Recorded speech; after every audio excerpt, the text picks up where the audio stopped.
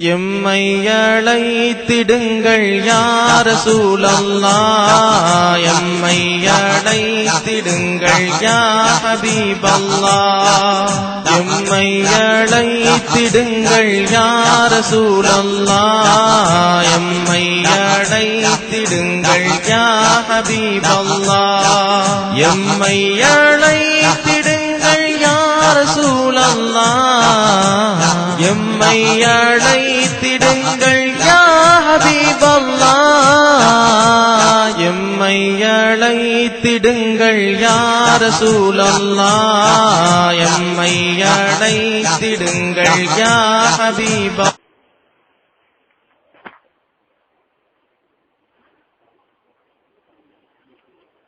السلام عليكم ورحمة الله وبركاته. الحمد لله رب العالمين والعاقبة للمتقين، والصلاة والسلام على أشرف الأنبياء والمرسلين وعلى آله وصحبه الطيبين الطاهرين.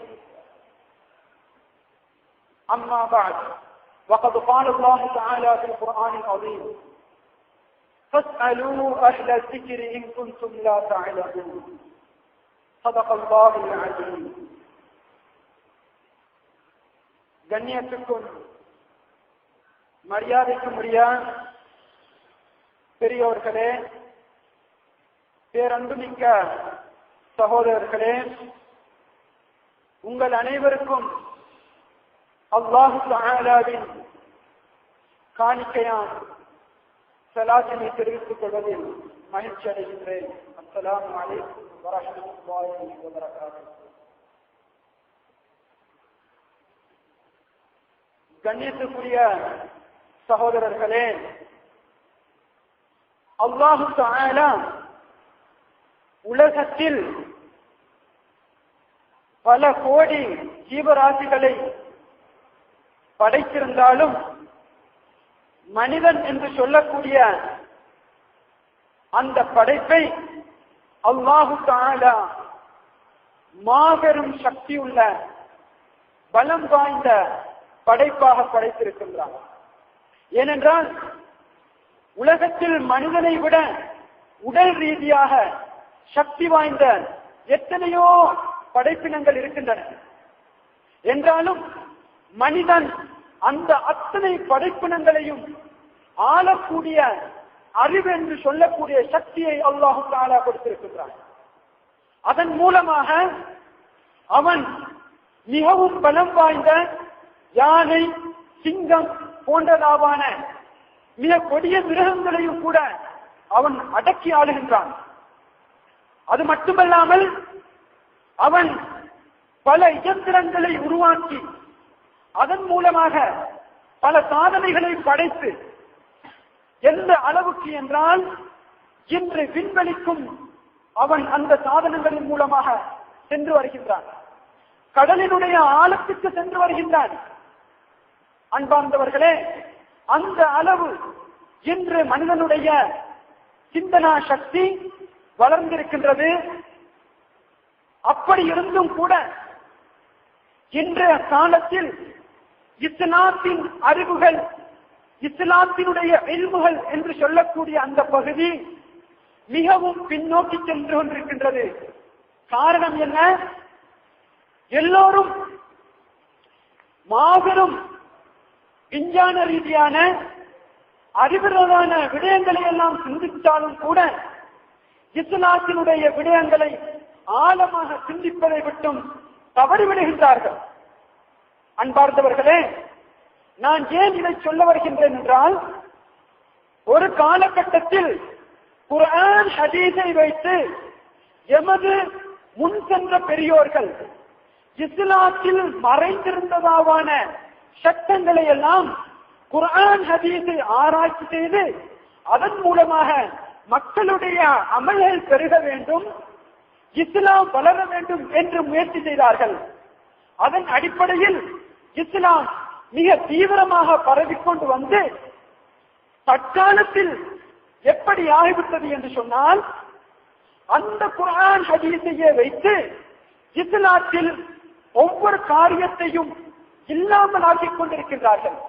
இஸ்லாத்தில் இப்படி ஒன்று இல்லை, அவ்வாறு இல்லை என்று சொல்லி இன்று எந்த அளவுக்கு என்று சொன்னால், நாம் தொழுகின்ற தொழுகையில் கூட பிரச்சனைகள் ஏற்படுத்தப்பட்டு, தொழுகையில் கூட நிறைய விடயங்கள் இல்லாமலாக்கப்பட்டு, அது மட்டுமன்றி தொழுகையே இருக்கிறதா இல்லையா, அதாவது தொழவும் தேவையில்லை என்று சொல்லுகின்ற அளவுக்கு எதை பெருமானார் ஸல்லல்லாஹு அலைஹி வஸல்லம் அவர்கள் சொன்னார்களோ, அதாவது அஸ்ஸலாத்து குர்ரத்து ஐனி, தொழுகை என்னுடைய கண் குளிர்ச்சி என்று பெருமானார் ஸல்லல்லாஹு அலைஹி வஸல்லம் அவர்களால் போற்றப்பட்டது மட்டுமல்லாமல் அவர்கள் இரவு முழுவதும் நின்று வணங்குவார்கள்.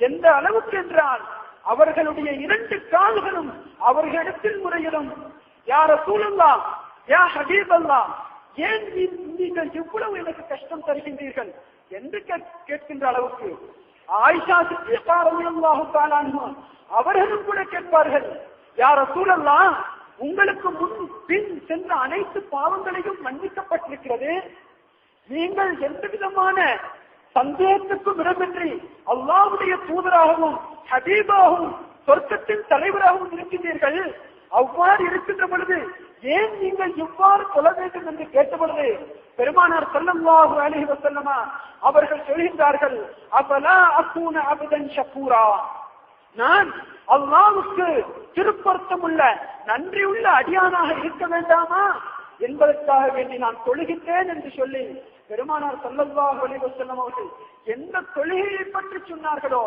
அந்த தொழுகையிலும் கூட இன்றைக்கு பிரச்சனைகள் ஏற்படுத்தப்பட்டு அதிலிருந்தும் கூட ஒவ்வொன்றாக இல்லாமல் ஆக்கப்பட்டுக் கொண்டு வருகிறது.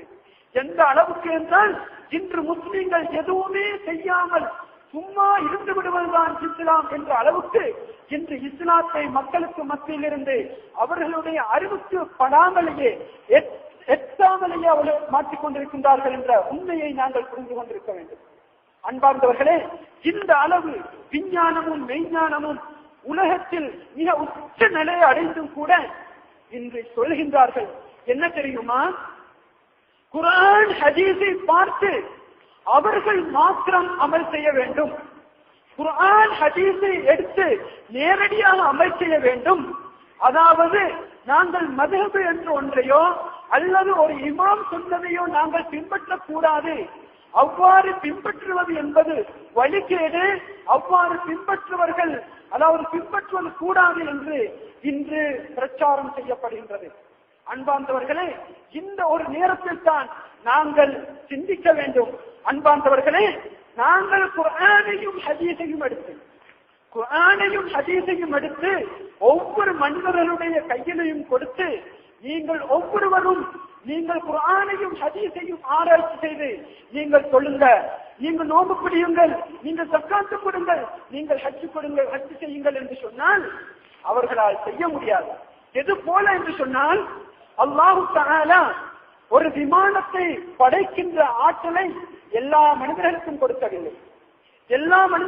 கொடுக்கவில்லை. அந்த விமானத்தை படைக்கின்ற சக்தியை ஒரு சில மனிதர்களுக்கு கொடுத்தான். அவர்கள் ஆராய்ச்சி செய்து எவ்வாறு விமானத்தை படைக்க வேண்டும், செய்ய வேண்டும் என்று நினைத்து அவர்கள் விமானத்தை செய்து காட்டினார்கள். இப்பொழுது சிலர்கள் அந்த விமானத்தை பார்த்து விமானம் செய்வார்கள், அல்லது அந்த விமானத்தில் எங்களால் பயணம் செய்ய முடியும், ஆனால் எல்லோருக்கும் விமானத்தை செய்ய முடியாது. நாங்கள் இவ்வாறு நினைப்போமே, ஆனால் எவ்வாறு நாங்களாக அவரவர் விமானத்தை செய்து அவரவராக வானத்தில் பிரயாணம் செய்ய வேண்டும் என்று நினைத்தால் நிச்சயமாக அது மிகவும் ஒரு கவலைக்குரிய ஒரு சிந்தனையாக இருந்து கொண்டிருக்கின்றது. ஏனென்றால் எல்லோருக்கும் விமானத்தை செய்து எல்லோருக்கும் பயணம் செய்வது என்பது சாத்தியமற்ற வேலை என்பதை நாங்கள் தெரிந்து கொள்ள வேண்டும். ஆனால் இந்த அசாத்தியமான விடயத்தை வைத்துக் கொண்டு அவர்கள் சொல்கின்றார்கள், குர்ஆன் ஹதீஸை ஒவ்வொருவரும் ஆராய்ச்சி செய்ய வேண்டும், ஒவ்வொருவரும் அமல் செய்து கொள்ள வேண்டும், எல்லோரும் ஆராய்ச்சி செய்ய வேண்டும். ஏனென்றால் குர்ஆனை சிந்திப்பதற்கு விளங்குவதற்கு லேசாக அல்லாஹ் தஆலா படைத்திருக்கிறான் என்று சொல்லி குர்ஆனில் வேறொரு விடயமாக கூறப்பட்ட ஆயத்தை இதில் சேர்த்து அவர்கள் சொல்கின்றார்கள். அன்பார்ந்தவர்களே, குர்ஆன் ஹதீஸை ஒவ்வொருவரும் ஆராய்ச்சி செய்ய வேண்டும். ஆனால் எத்தனை பேருக்கு அரபு மொழி தெரியும், எத்தனை பேருக்கு எத்தனை